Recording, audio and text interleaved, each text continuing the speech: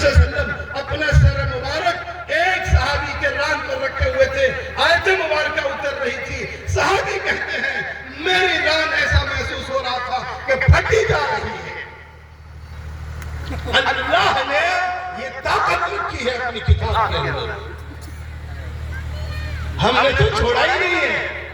ہم نے تو اس کو سمجھا ہی نہیں ہے۔ ارے یہ وہ قرآن ہے کہ جب کسی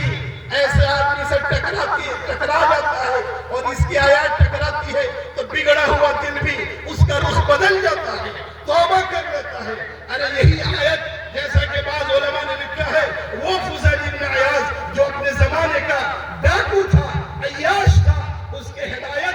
ہدایت کے جو واقعات لکھے ہیں اس میں ایک بات یہ بھی لکھی ہے کہ کسی دوشیزہ سے عشق ہو گیا تھا، محبت ہو گئی تھی، باؤنڈری لگا کر کے چھلانگ لگانے والا تھا اپنے زمانے کا ڈاکو فضیل ابن عیاض۔ کہیں سے آواز آتی ہے، أَلَمْ يَعْنِ لِلَّذِينَ آمَنُوا أَلَمْ يَعْنِ لِلَّذِينَ آمَنُوا أَن تَخْشَعَ قُلُوبُهُمْ لِذِكْرِ اللَّهِ وَمَا نَزَلَ مِنَ الْحَقِّ۔ کیا اس آدمی کے لیے، اس مسلمان کے لیے اب تک وقت نہیں آیا جو عیاشی میں پڑا ہوا ہے، ڈاکہ زنی میں پڑا ہوا ہے اور دوسروں کی محبت میں فریفتہ ہو چکا ہے؟ اس آدمی کے لیے اب تک وقت نہیں آیا کہ اس کا دل اللہ کی یاد سے ڈر جائے؟ فضیل ابن عیاض کے دل کو یہ آیت لگتی ہے، وہ کہتا ہے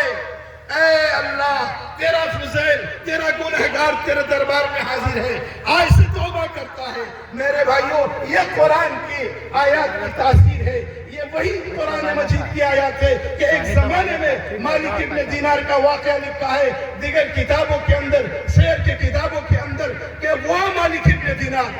جس کو لت لگی ہوئی تھی عیاشی کی، عورتوں کے ساتھ اللہ معاف فرمائے رات گزارنے کی، جو رقص کی مجلس لگایا کرتا تھا، ناچ گانوں کی مجلس لگایا کرتا تھا، اپنی مسند قائم کرتا تھا، ناچنے والی اس کے سامنے ناچتی تھی اور پھر جسے طبیعت چاہتا تھا اسے عیاشی کر لیتا تھا۔ میرے بھائیوں، ایک وقت کسی فقیر کے قرآن کی آواز اس کے دربار تک پہنچتی ہے۔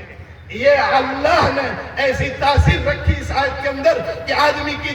دنیا بدل جائے۔ اس مالک ابن دینار کی ایک فقیر کے قرآن کے پڑھنے کے ذریعے سے اللہ نے اس کے دل کو جھجھوڑا ہے اور توبہ کے لیے اس کو باہر نکالا ہے۔ پھر مالک ابن دینار کے وہ بعد کی زندگی